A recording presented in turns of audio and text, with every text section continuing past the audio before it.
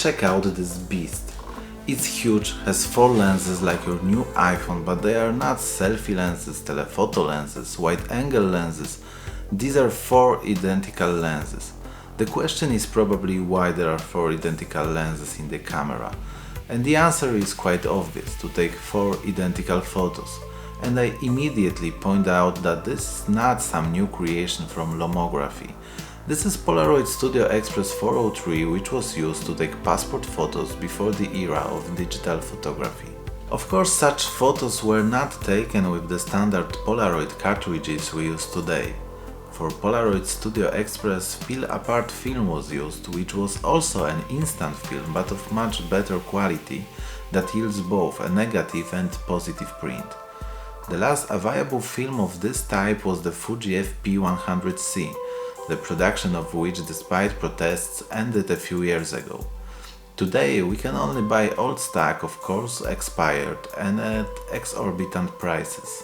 But this is not a bad thing, because my camera turned out to have several pieces of this film in the cassette. Unfortunately, it wasn't quite so colorful. The sheet seems to be jammed in the cartridge. Pulling the tab that should have ejected film only tore it off. I didn't know how it should work, so I couldn't fix it in the dark. So ultimately, yes, I overexposed the film that is now practically unobtainable. Hey! Hey! Hey! You idiot! Do I have remorse? Yes. Could I have done something better? Very likely. All I have left to wipe my tears is this selfie, which I probably left for myself just to remember my stupidity. Returning to the Studio Express service itself, it was available practically all over the world. Polaroid Studio Express. Egy tökéletes szolgáltatás, mely várja Önöket. In Poland, most of the old photo studios still have cover with the advertisement of the service on the facade. I started looking for more information about Studio Express after taking this photo.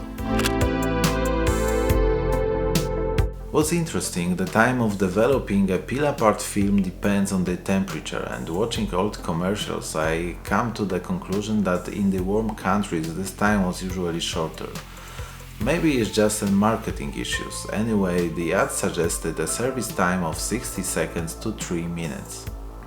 This camera was manufactured for Polaroid by Mamiya, probably in the late 80s. It has 4 identical lenses, allowing you to take 4 identical photos on one piece of film. That's why the advertisement for the service are accompanied by the image of the strange guy. However, the Polaroid 403 also has the ability to take 2 double photos and 4 single photos.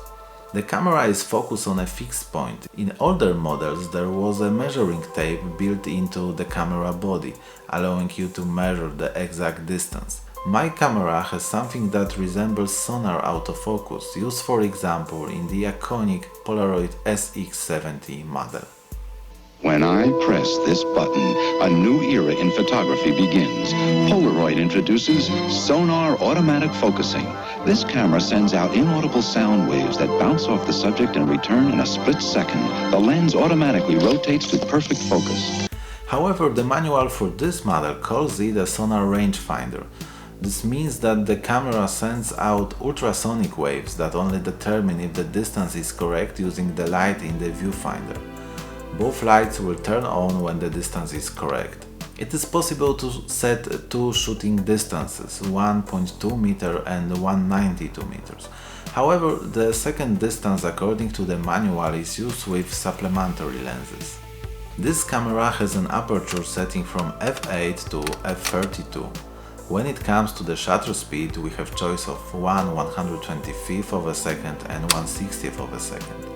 We can also set the film speed, but cartridges with speed around 100 ISO were most often used. We activate the flash by opening it. The burner is rotatable, so it can be set at the right angle. The camera also gives us the option of connecting external flashes. And we could end this story here, but I would like to show you what the photos taken by this camera look like. And so I think that every camera works the same and we can use any light sensitive material here. We could use classic large format film, but I think it's better to use something closer to the Polaroid idea, something that is cheaper and much easier to develop. And what comes to my mind is Instax Wide film, which should fit easily into a Polaroid cassette. What we have to do is pull one film out of the Instax cartridge, somehow put it in the cassette for FP-100C, take a picture, put it back into Instax cartridge and shoot a photo with Instax so that the rollers activate the chemistry. It sounds a bit complicated, but if we don't overexpose the film and if we don't insert it backwards, it should work. Of course, it has to be done in complete darkness, so I will disappear for a while and come back to you with Instax film in Polaroid 403.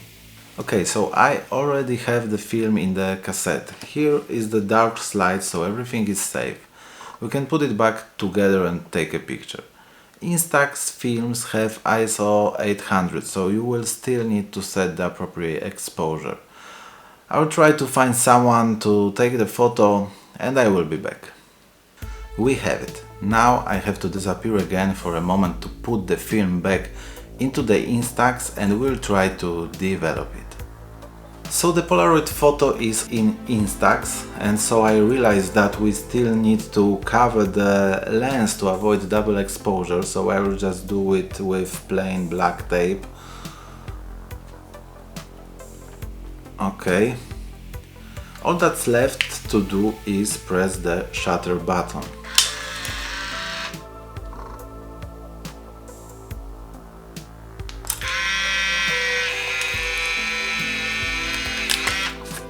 So this method works.